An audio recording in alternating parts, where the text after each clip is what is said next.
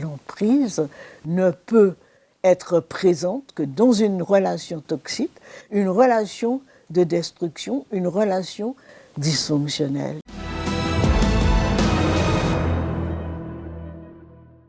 L'emprise est une forme de domination ou de contrôle exercé par une personne sur une autre personne afin de la dominer et la manipuler.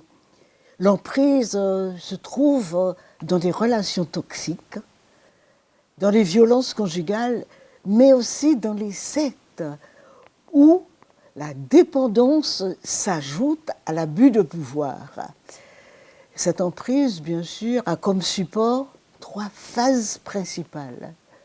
D'abord, nous avons la phase d'idéalisation. Ensuite, la phase de dévalorisation. Et enfin, la phase de culpabilisation.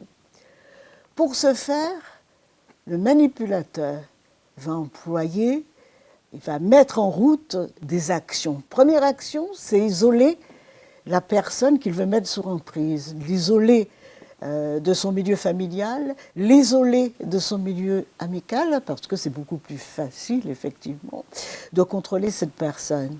Deuxièmement, le manipulateur va exercer une espèce de séduction excessive en alternance avec une dévalorisation afin de déstabiliser la victime.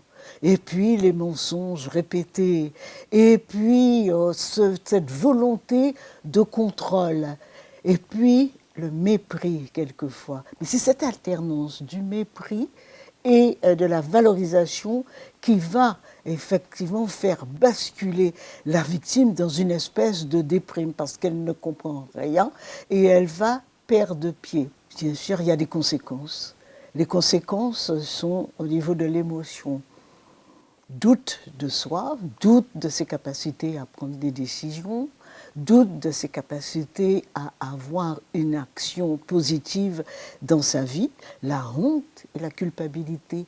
Parce que quand on a coupé avec son univers, son entourage familial, à un moment donné, comme on ne peut pas donner d'explication, eh bien la honte surgit.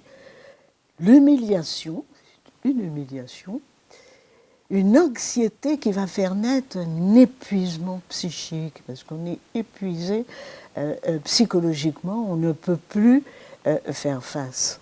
Alors, est-ce que toute personne peut se trouver en point à un manipulateur et subir les assauts de l'emprise?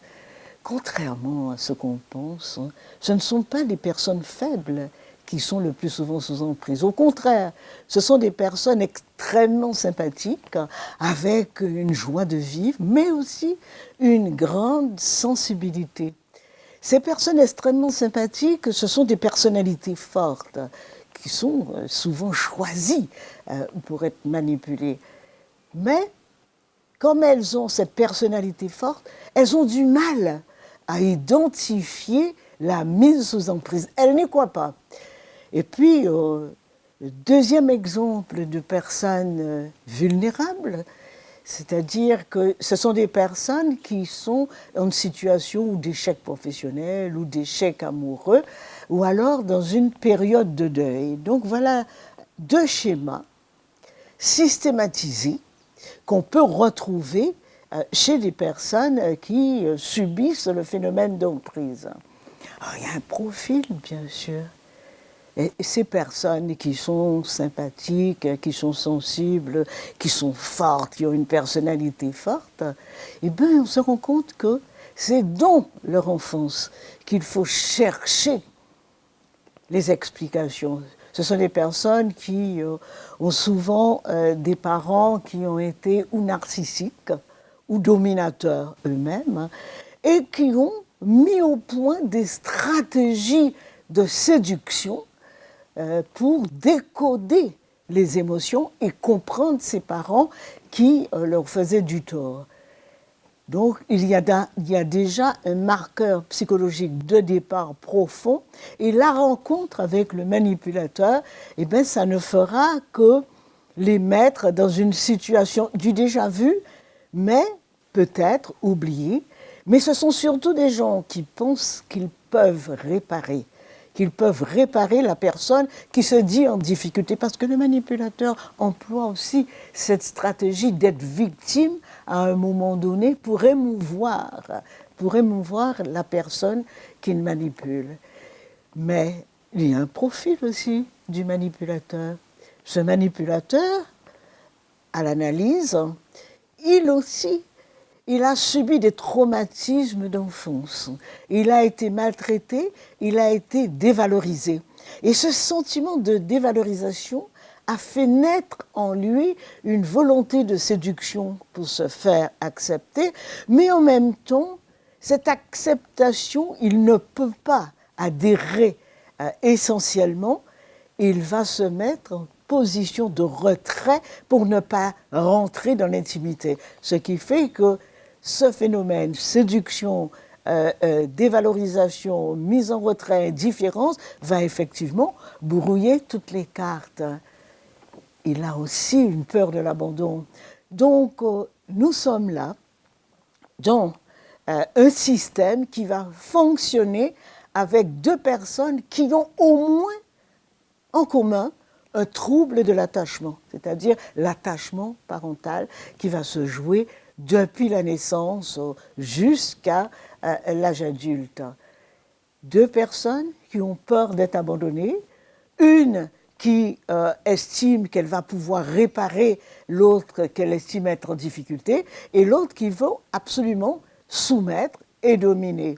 Il y a quand même une différence entre le manipulateur narcissique et le pervers narcissique. C'est vrai que dans le langage courant, on emploie facilement le terme de « Ah, je suis manipulé, ça a été un pervers narcissique ». Il y a une grande différence.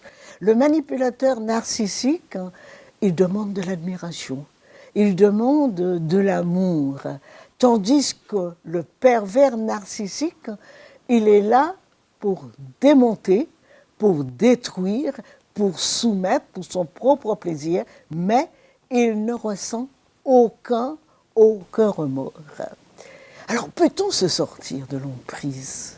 Oui. Oui, mais ce n'est ni simple ni facile.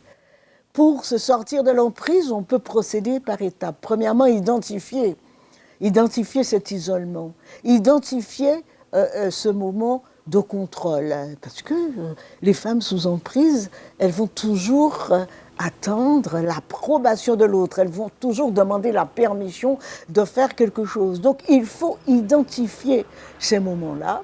Il faut aussi se dire que cet entourage qu'on a délaissé, il faut absolument reprendre les liens. Participer à des activités qu'on a abandonnées, parce que l'isolement, effectivement, oblige la personne sous emprise à rester là, à la disposition du manipulateur. Donc, sortir, reprendre ses activités, et puis ne plus être en but à la honte et à la culpabilité due à cette humiliation, apprendre à dire non. Alors, il est très difficile de faire la part des choses. Et il faudrait que les gens puissent noter, mais vraiment écrire sur un bout de papier ces moments de difficulté afin de les évacuer. Se sortir de l'emprise n'est pas une chose facile, mais on peut demander à être accompagné. Il suffit effectivement de demander l'aide d'un thérapeute, mais d'un thérapeute chevronné. Et surtout, le grand piège, c'est se défaire de ce lien, faire le deuil de la relation afin que le manipulateur ne revienne pas s'imposer encore dans une vie qu'il a fragilisée. Parce que ce sont des choses qui arrivent assez souvent. Quand les gens sont en situation de se sortir de cette emprise, le manipulateur revient et puis tout est abandonné et on ne peut pas recommencer facilement un travail parce que cette personne, elle se trouve de bonnes raisons de revivre une relation qui est une relation toxique.